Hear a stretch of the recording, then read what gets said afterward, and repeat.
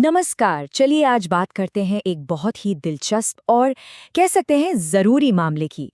वो आवाज़, वो चहचहाहट जो कभी हमारे आंगनों की पहचान हुआ करती थी, गौरैया की। कहाँ चली गई वो? आज इसी कहानी की तह तक जाएंगे। चलिए एक सवाल से शुरुआत करते हैं। एक ऐसा सवाल जो शायद हम में से कई लोगों के मन में आजकल आता है, खासकर अगर हम शहरों में रहते हैं। जरा सोचिए, आखिरी बार अपने घर के आसपास गौरैया को कब देखा था? वो फुदकती हुई, चहचहाती हुई, याद है? तो आज हम क्या-क्या जानने वाले हैं। सबसे पहले समझेंगे कि ये चहचहाहट आखिर गुम क्यों हो रही है। फिर देखेंगे कि गौरैया गायब क्यों हुई। इसके बाद कुछ ऐसे नायकों से मिलेंगे जो उम्मीद जगा रहे हैं। और सबसे जरूरी, हम क्या कर सकते हैं, क्योंकि एक छोटा सा कदम एक बहुत बड़ा बदलाव ला सकता है। तो चलिए सबसे पहले बात करते हैं इस गुम होती चहचहाहट की। एक ऐसा पक्षी जो हमारे शहरों का, हमारे घरों का एक हिस्सा था, वो अब एक चिंता का विषय बन गया है। तो सवाल ये उठता है कि आखिर ये गौरैया गईं कहाँ? चलिए अब उन वजहों की पड़ताल करते हैं। और ये जानकर हैरानी होगी कि इसके पीछे जो कारण है वो हमारी आपकी मॉडर्न लाइफस्टाइल से ही जुड़े हुए हैं। काफी हैरानी की बात है ना? तो जो जानकारी सामने आई है उसके मुताबिक 4 बड़ी वजहें हैं। पहली, हमारे घरों का डिजाइन, मतलब मॉडर्न आर्किटेक्चर। दूसरी, उनके खाने पीने में जो बदलाव आया है। तीसरी वजह है बढ़ता शहरीकरण और गलत तरह के पेड़ पौधे लगाना। और चौथी, सुनकर थोड़ा अजीब लगेगा, लेकिन हमारी साफ सफाई की आदतें भी इसके लिए जिम्मेदार हैं। इसको ऐसे समझिए, ये 2 घरों की कहानी है।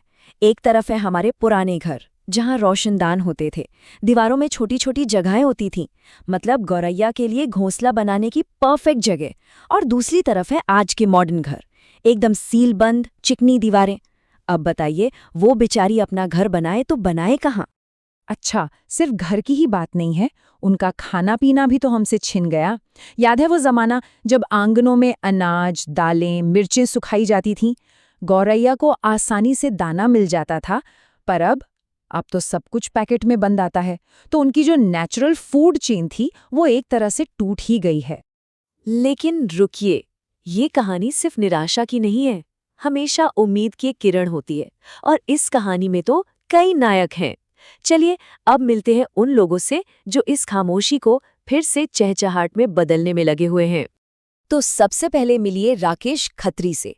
इन्हें नेस्टमैन ऑफ इंडिया के नाम से जाना जाता है, और इन्होंने जो किया है वो कमाल का है। एक छोटे से आइडिया को इन्होंने एक बड़े आंदोलन में बदल दिया। ये बच्चों को सिखाते हैं कि कैसे बेकार पड़ी चीजों जैसे टेट्रा पैक और जूट से गौरैया के लिए घर बनाएं। और जरा ये आंकड़ा देखिए, 10 लाख से भी ज्यादा घोंसले इनकी पहल से बने हैं। ये कोई छोटा मोटा नंबर नहीं है। ये दिखाता है कि अगर एक इंसान भी ठान ले तो कितना बड़ा फर्क ला सकता है। अब पर्यावरणविद मनीष पाठक एक बहुत जरूरी बात याद दिलाते हैं, और ये एक तरह की चेतावनी भी है।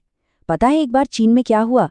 वहां गौरैया को फसलों का दुश्मन मानकर उन्हें खत्म करने का एक नेशन वाइड कैंपेन चला।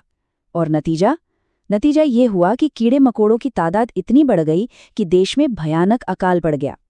ये एक कड़वा सच है जो हमें सिखाता है कि गौरैया हमारी फूड सिक्योरिटी के लिए कितनी जरूरी हैं। तो मतलब साफ है, सिर्फ बड़े आंदोलन ही नहीं, छोटे छोटे व्यक्तिगत प्रयास भी बहुत बड़ा असर डाल सकते हैं। जैसे अनुराग भारद्वाज को देखिए, उन्होंने अपनी छत को ही एक छोटा सा जंगल बना दिया। या फिर अमन शर्मा, एक नौजवान जिसने अपनी बैल्कनी को ही एक अर्बन जंगल बना डाला, और वहां 100 से ज्यादा तरह के पक्षी आते हैं। कमाल है। तो इन सब कहानियों से प्रेरणा लेकर अब सबसे बड़े सवाल पर आते हैं कि हम क्या कर सकते हैं। कौन से ऐसे आसान कदम हैं जो हम उठा सकते हैं? एक्सपर्ट्स एक बहुत ही आसान 4 स्टेप का तरीका बताते हैं। नंबर 1, एक सुरक्षित ऊंचाई पर कोई आर्टिफिशियल घोंसला लगा दें। नंबर 2, उनके लिए रोज थोड़ा दाना और साफ पानी रखें, खासकर गर्मियों में तो जरूर। नंबर 3, बसंत के मौसम में अपनी बालकनी या छत पर थोड़ी रुई, धागे या सूखी घास रख दें, ताकि वो अपना घोंसला बना सकें। और हाँ, सबसे जरूरी नंबर 4, थोड़ा सब्र रखें। पक्षियों को नए घर पर भरोसा करने में थोड़ा वक्त तो लगता ही है।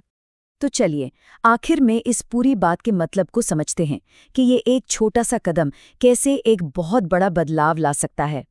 देखिए, गौरैया को बचाना सिर्फ पक्षियों से प्यार करने की बात नहीं है। ये असल में हमारे अपने इकोलॉजिकल बैलेंस को बनाए रखने के लिए जरूरी है। ये नन्हे पक्षी हमारे पर्यावरण के हेल्थ इंडिकेटर की तरह हैं। मतलब अगर वो हमारे आसपास खुश हैं, स्वस्थ हैं, तो इसका मतलब है कि हमारा पर्यावरण भी स्वस्थ है और हम भी। और जो मूल संदेश है वो बहुत ही खूबसूरत है। ये सिर्फ कुछ करने के बारे में नहीं है, बल्कि कुछ महसूस करने के बारे में भी है कि अगर हम सच में अपने दिल के दरवाजे और अपने घरों की खिड़कियां उनके लिए खोल दें तो सब कुछ बदल सकता है। मतलब समाधान सिर्फ कुछ लगाने या रखने में नहीं, बल्कि थोड़ी सी देखभाल और अपनापन दिखाने में है। तो आज की ये पूरी बातचीत इसी एक सवाल पर आकर खत्म होती है, एक ग्लोबल प्रॉब्लम को एक पर्सनल उम्मीद में बदलते हुए। सवाल ये है कि क्या वो अगली प्यारी सी चहचहाहट आपके घर से आएगी?